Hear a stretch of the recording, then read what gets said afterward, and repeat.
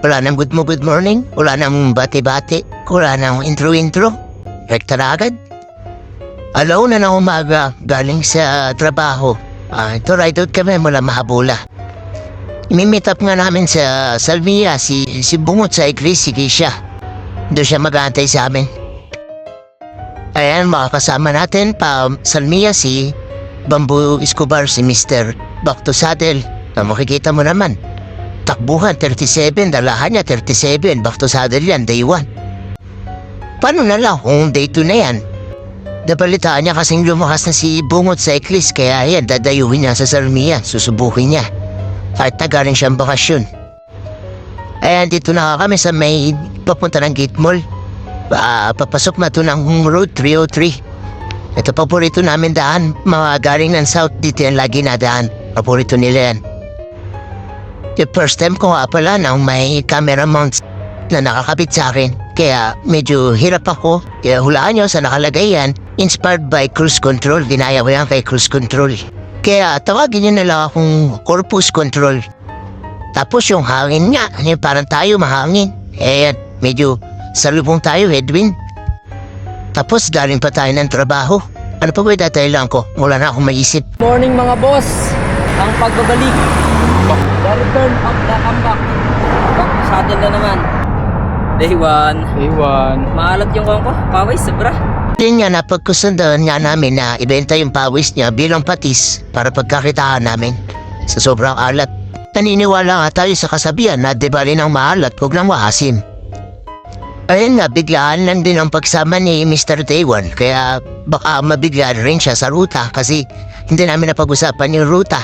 Kaya sigurado mamaya siya ay mapapamura.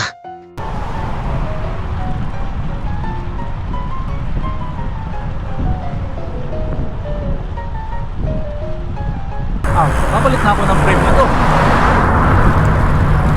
Bago na yung F1 mo. Handlebar. Oh, bigay ni... Sabi na nga eh. Ganda. Bigay Yung ni... sinasabi ko sa iyo na kwan. Bigay ni Ron. Wala ka, Lods. Expert ako niyan, Lods. Kiss ka muna sa camera. Kiss ka muna sa drone natin dyan, bro. Haba, no? Haba pala ng stick niya, no? Hindi daw ako papadyak eh. Balita ako, malakas ka na daw eh.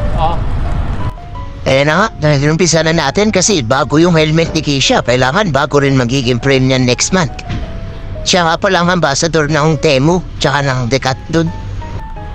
Siya nga din pala yung founder ng Bunguton Cycling Club of the Philippines Incorporated. Si Mr. Temu nga pala ay Bisaya at si Mr. Day1 naman Patanggenyo. Ako naman Ilocano. Kaya sa lahat ng nakikinig, nanonood o kinam, ibig sabihin nun, magandang araw. Si Mr. Temo pala plano kaming budulin dito sa ride na to. Dapat malapit lang ride namin, binudol niya kami. Siguro gusto niyang bumawi kasi dati lagi siyang binubudol ni Mr. Day1. Kaya sabi ni Mr. Temo, babawi nga ako. Ngayong malakas na ako, babawian ko kayo. Kaya yan nga, bubudulin niya kami dito.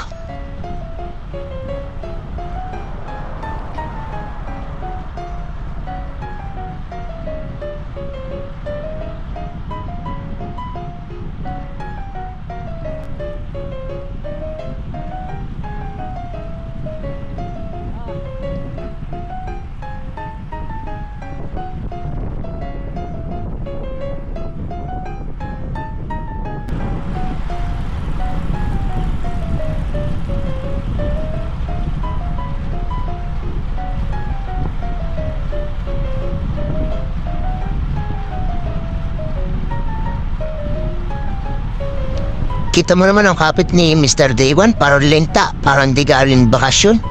Kapit na kapit, hindi nalalaglag.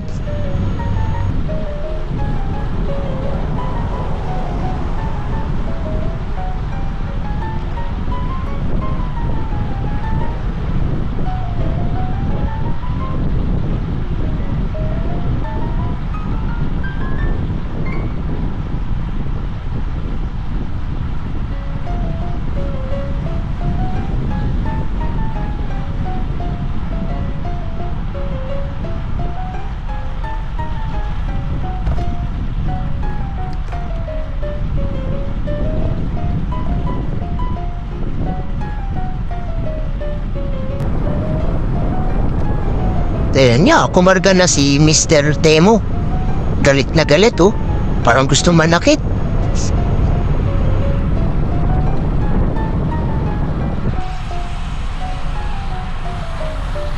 Sulit. Sulit. Back to Binudol ako, saddle. binudol, wala. Back to saddle. Binudol ka nun. Eh na nga, galing na kami niyan kay NPC. Pabalik na kami niyan. So, mga time na yan, medyo may tama na si Mr. Day One. Kasi nga, galing siyang bakasyon. Tapos medyo bago yung helmet ni Temo Boy. Kaya ganado. Patila-dila pa oh. Bago helmet eh. Sana all, bagong helmet. Sana all, bagong bar tape. Sana all, bagong lagay ng tubig. Sana all, bago all.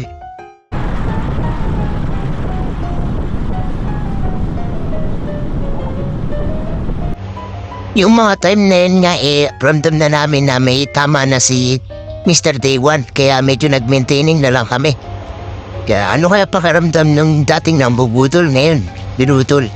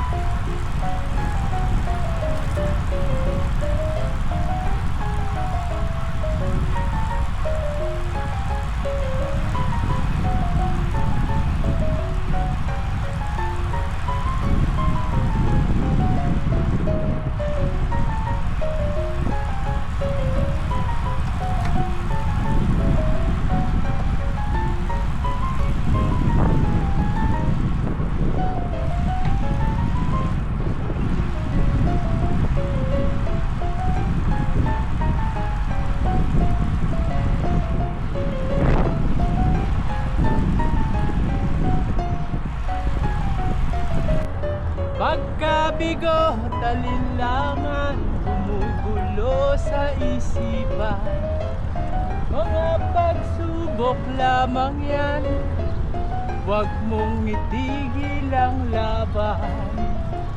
Huwag mong isuko at iyong labanan.